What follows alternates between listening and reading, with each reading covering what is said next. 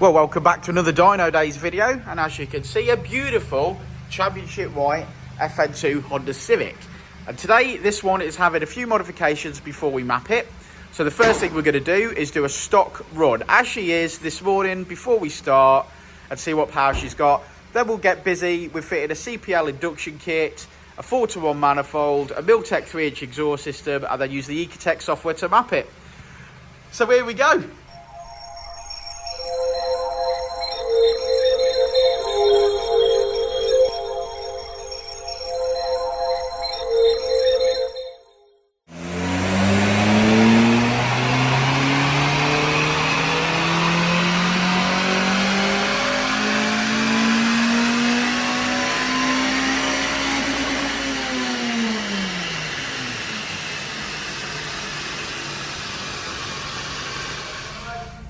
So there we go, as promised, our starting point of today, and it is 202 brake horsepower to beat. So that's 156 at the wheels. So that's the target, beating that. Let's get cracking. Milltek system installed. As you can see, a bit of 3-inch loveliness, very, very tight. Onto a new 4-to-1 manifold also.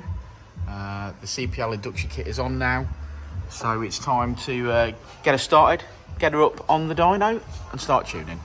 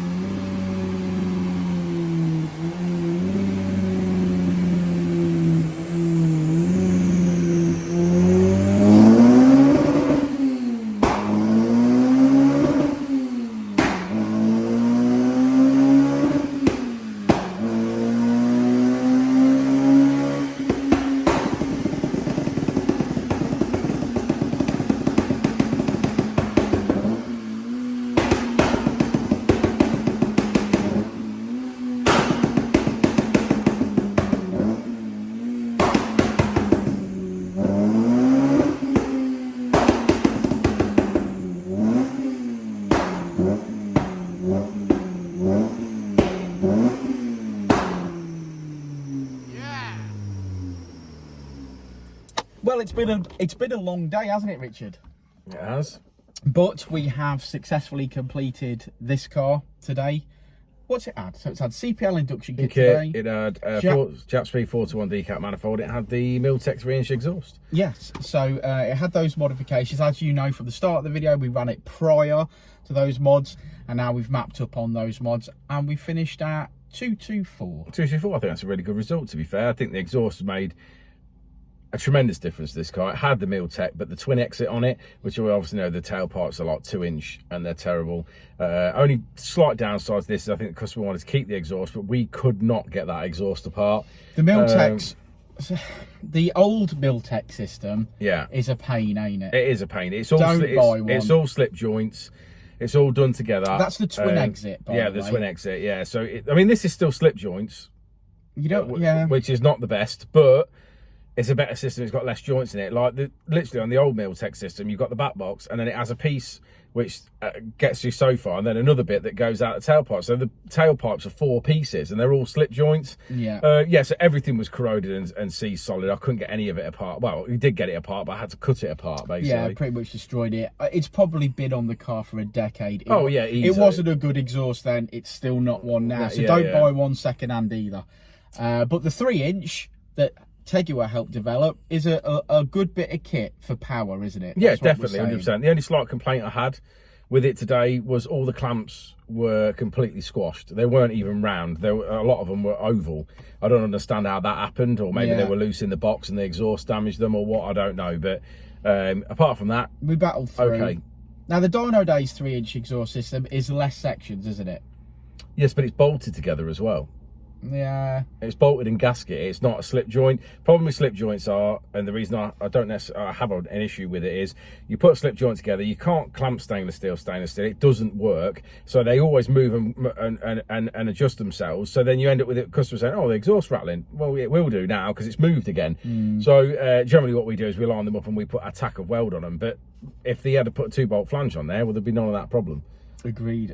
But great, fantastic results overall. Oh, fantastic results. Great for this car. car, this, sure. I don't know whether you've noticed or whether you've noticed watching. This is a really clean car, as if it's been washed this morning. I'd probably say so. Very, very nice, very clean. So thank 89. you very much. Number 89. I've not got my glasses on. Yes, it is number 89. It's a beautiful car, and like I said, I have got one of these somewhere. I'm going to continue to say I've got one of these somewhere until I see it again. Yeah. But yeah, well, let's go look at the graph. Let's have a look at the graph. Let's do that. Well, there we go. As you can see, red line is as she came in today. That was our starting point. And blue line is as she finishes. Plenty of power under the graph there. As you can see, we've made big mid-range gains, extended the rev limit out to 8.6, slowed the VTEC somewhat, and we finish on 224, 189 at the wheels. So thanks for sticking around to the end of the video, guys. Like and subscribe and all that jazz. If you need some parts fitting, do message us. You can contact us on Facebook, Instagram or YouTube. Drop us an email or pick up the phone.